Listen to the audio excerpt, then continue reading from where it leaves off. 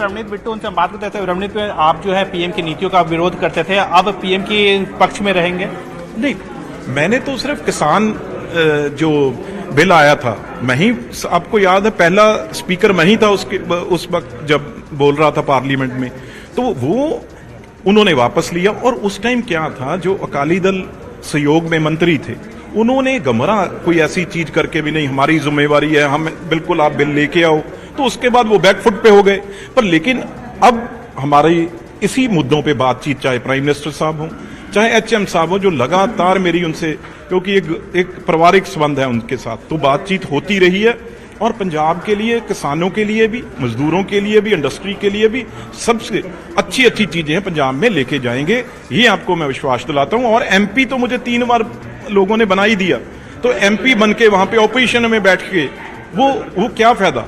तो लोग कुछ वहां पे चाहते भी हैं ना डेवलपमेंट, जब बड़े प्रोजेक्ट आए, जो पंजाब एक बॉर्डर स्टेट है, उसे कैसे ड्रग्स से निकालना है, कैसे किसानों को खुशहाल करना है, वो काम करेंगे। सर, अगर हम बात करें सर, अभी भी किसानों के कई मुद्दे हैं, उसको लेकर के किसान जो है पंजाब में धरने पर बैठे हुए हैं, क्या आपको लगता है कि इसे भी सोल्व आप कर सकेंगे? मैंने कहा जी 100%। किसान कौन है? हम किसान हैं, किसान हमारा है। अगर उनसे कोई बात करेगा, उनकी कोई बात पॉजिटिव पहुंचाएगा, तभी होती है ना ये चीजें।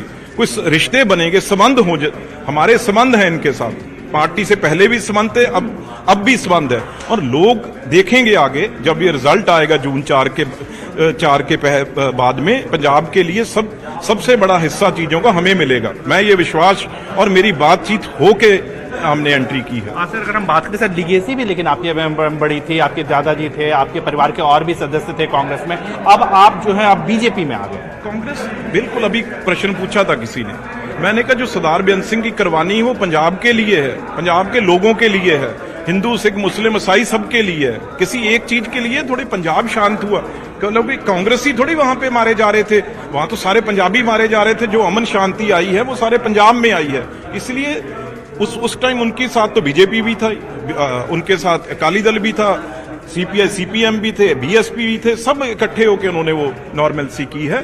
और उनका ही पंजाब है, उनके पंजाब को आगे लेके जाना, जो उनका विजन था, वो मेरा काम है। सर, आखिरी सवाल जानना चाहूंगा, लुधियाना से ही चुनाव लड़ेंगे? 100% लुधियाना से। और पंजाबी भागता थोड़ी है कभी, पंजाब में लुधियाना से ही चुनाव लड़ेंगे। सिर्फ मैं इसलिए पार्टी, मैंने कहा 3 बार मुझे एमपी बनाया, उन लोगों ने कोई कमी नहीं छोड़ी मुझे। लेकिन जब यहाँ ऑपोजिशन में बैठते थे आके, तो सोचते थे यार हमारी भी कभी बारी आ, हम भी कुछ काम कर सकें अपने लिए। ये फैसला इसलिए लिया। ठीक है, बहुत क्या सर, प्रकाश गुप्ता के साथ। ਰਵਨੀਤ ਬਿੱਟੂ ਵੱਲੋਂ ਇਹ ਵੀ ਗੱਲ ਕਹੀ ਗਈ ਹੈ ਕਿ ਉਹ ਲੁਧਿਆਣਾ ਤੋਂ ਹੀ ਚੋਣ ਲੜਨਗੇ ਔਰ ਨਾਲ ਦੀ ਨਾਲ ਬੀਜੇਪੀ ਦੀ ਜਿੱਤ ਨੂੰ ਲੈ ਕੇ ਰਵਨੀਤ ਬਿੱਟੂ ਬੜੇ ਆਸਵੰਦ ਨੇ। ਉਹਨਾਂ ਕਿਹਾ ਕਿ ਮੇਰੀ ਗੱਲ ਹੋਈ ਹੈ, ਕਿਉਂਕਿ ਸਾਨੂੰ 2 ਵਾਰ ਲੋਕਾਂ ਨੇ ਜਿਤਾਇਆ